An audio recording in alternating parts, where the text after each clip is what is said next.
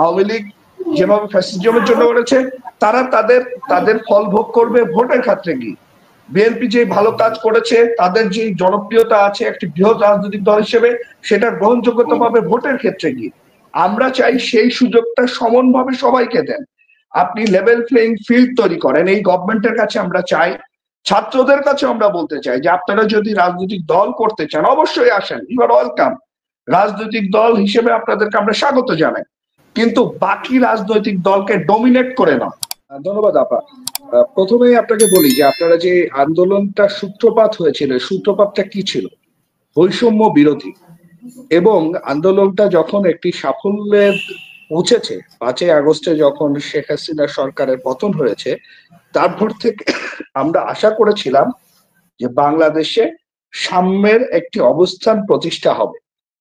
With due respect to major Wadud sir, আপনাকে যেটা বলতে চাই স্যার, যে আমরা 2024-এ যখন ইলেকশন হয়েছে তখন কিন্তু Jatiya party in the form of অপোজিশনে ছিল, আমরা কিন্তু এক্সিকিউটিভ অথরিটি আমাদের কাছে ছিল না। অপোজিশনের থেকে একজন লিডার অফ অপোজিশনের যা যা ভূমিকা রাখার কথা, পার্লামেন্টে সরকারের যে সকল সমালোচনা করার কথা, সেখানে কিন্তু জাতীয় পার্টি তাদের বলিষ্ঠ অবস্থান ধরে রেখেছে। আপনি হয়তো জেনে থাকবেন স্যার যে এই বৈষম্য বিরোধী আন্দোলন নিয়ে প্রথম পার্লামেন্টে কথা বলেছেন কিন্তু আমার দলের চেয়ারম্যান জনাব গোলাম মোহাম্মদ কাদের, এবং সেটা পার্লামেন্টে অফিসিয়ালি, দ্যাট ইজ কোটেড দেয়ার।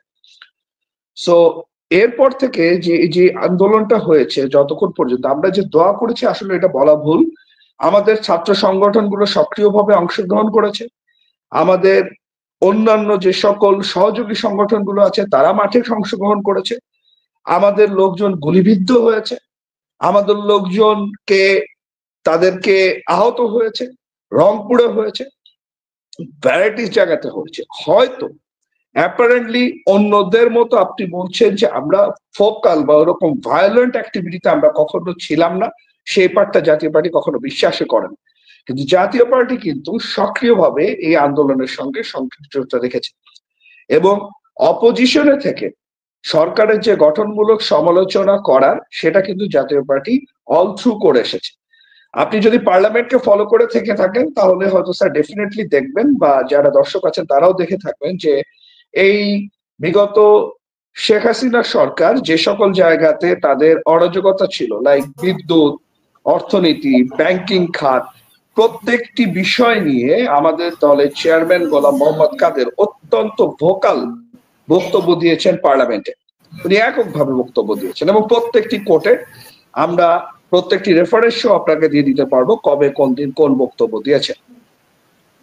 নির্বাচনে অংশগ্রহণ করা যদি একটি দলের কোনো ভুল পদক্ষেপ হয়ে থাকে, তাহলে একই সঙ্গে সঙ্গে কিন্তু বিএনপিও তারা কিন্তু নির্বাচনে অংশগ্রহণ করেছিল, 2018-তে অংশগ্রহণ করেছিল, তারা স্থানীয় সরকার নির্বাচনে অংশগ্রহণ করেছিল।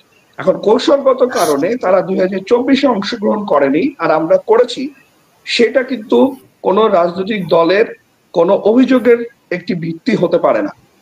আমরা যদি অংশগ্রহণ নাও করতাম তাহলেও কিন্তু ইলেকশন বন্ধ থাকতো না।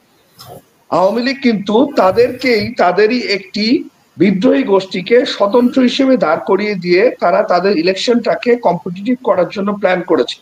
প্যারালালি তৃণমূল, বিএনপি সহ আরো কয়েকটি পার্টিকে তারা প্যাট্রোনাইজ করে নির্বাচনে সক্রিয়ভাবে অংশগ্রহণ করিয়েছে, এবং যতগুলো রাজনৈতিক দল নিবন্ধিত আছে তার একটি মেজরিটি অংশ কিন্তু ইলেকশনে পার্টিসিপেট করেছে।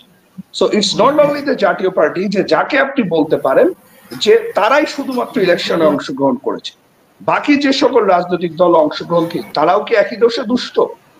তাদেরকে কিন্তু আমরা সেটা বলছি না। Well, next question is that, যে কথাটি হাসিনা আপা বললেন যে ছাত্ররা যেটা বলছেন, যে দেখেন ছাত্রদের এই জায়গাটাতে আমাদের সিরিয়াস অবজারভেশন আছে। আমরা এই বিরাজনীতিকরণ পছন্দ করি না, আমরা ছাত্রদের আন্দোলন, সাম্যের আন্দোলনের পক্ষে, তাদেরকে আমরা সকলভাবে সহায়তা করতে চাই। এই সরকারের প্রতি আমাদের সম্পূর্ণ শ্রদ্ধা রয়েছে এবং সরকারকে সম্পূর্ণ সহায়তা করতে চাই, কিন্তু তার অর্থ এই না যে তারা বড় রাজনৈতিক দলগুলোকে, রাজনৈতিক গোষ্ঠীগুলোকে, রাজনৈতিক মতাদর্শগুলোকে তাদের ডাইমেনশনের বাইরে রেখে নতুন রাজনৈতিক দল ফর্ম করে বাকি সবাইকে বাদ দিয়ে কথা বলবেন। এই জায়গাটাতেই আমাদের আপত্তি। আমরা চাই আপনি সকলকে নিয়ে আসুন, আমাদের প্রত্যাখ্যান করার যে রাইট সেটা একমাত্র জনগণের, আমাদের প্রত্যাখ্যান করার যে রাইট সেটি একমাত্র ভোটারের। এই রাইটটা তাদেরকে এক্সারসাইজ করতে দেন। আমরাও পার্লামেন্টারি দল হিসেবে আমাদের কিছু কন্ট্রিবিউশন এই দেশের জন্য আছে। আওয়ামী লীগ যেভাবে ফ্যাসিজমের জন্য করেছে, তারা তাদের ফল ভোগ করবে ভোটের ক্ষেত্রে গিয়ে। বিএনপি যে ভালো কাজ করেছে, তাদের যে জনপ্রিয়তা আছে একটি বৃহৎ রাজনৈতিক দল হিসেবে, সেটা গ্রহণযোগ্যতা পাবে ভোটের ক্ষেত্রে গিয়ে। আমরা চাই সেই সুযোগটা সমানভাবে সবাইকে দেন। আপনি লেভেল প্লেইং ফিল্ড তৈরি করেন। এই গভর্নমেন্টের কাছে আমরা চাই, ছাত্রদের কাছে আমরা বলতে চাই যে আপনারা যদি রাজনৈতিক দল করতে চান অবশ্যই আসেন, ইউ আর ওয়েলকাম। রাজনৈতিক দল হিসেবে আপনাদেরকে আমরা স্বাগত জানাই, কিন্তু বাকি রাজনৈতিক দলকে ডমিনেট করে নয়, বাকি রাজনৈতিক দলকে বাদ দিয়ে নয়। যেই ফ্যাসিজমের কাজটি হাসিনা সরকার করেছে, যে অন্য দলকে বাদ দিয়ে তারা এককভাবে আসার চেষ্টা করেছে। আসুন আমরা এই রাজনীতি থেকে বেরোয় আসি। আমরা সাম্যের রাজনীতির জন্য আন্দোলন করেছি, সাম্যের রাজনীতির জন্য নতুন বাংলাদেশ গড়তে চেয়েছি, সাম্যের রাজনীতির জন্য আমরা চাই যে সকলের মতামতের সমান সুযোগ থাকবে। এই সুযোগটা আপনি মানুষের কাছে ছেড়ে দেন। এই দেশের মালিক, এই দেশের সাংবিধানিক অনুযায়ী এই দেশের মালিক দেশের মানুষ। আমাদেরকে বয়কট করা, আমাদেরকে শাস্তি দেওয়া, এটা ভোটাধিকারের মাধ্যমে ছেড়ে দেন। এটা কোনো ব্যক্তির ডিসিশনের কোনো বিষয় না। রাজনীতি একটা আদর্শ। আমরা আপনাদের কাছে সকলের কাছে বলতে চাই, সরকার এবং ছাত্রদের কাছে একটা লেভেল প্লেইং ফিল্ড তৈরি করেন, সবাইকে তাদের মতামত প্রকাশের সুযোগ তৈরি করে দেন, সমাজ সমাবেশের সুযোগ তৈরি করে দেন। Let the people to decide যে কাকে তারা আমাদেরকে এই দেশ পরিচালনার দায়িত্ব দিবেন। যাকে ওনারা মনে করবেন আমরা তারা দায়িত্ব দিবেন, কারণ সকল ক্ষমতার উৎস হচ্ছে জনগণ।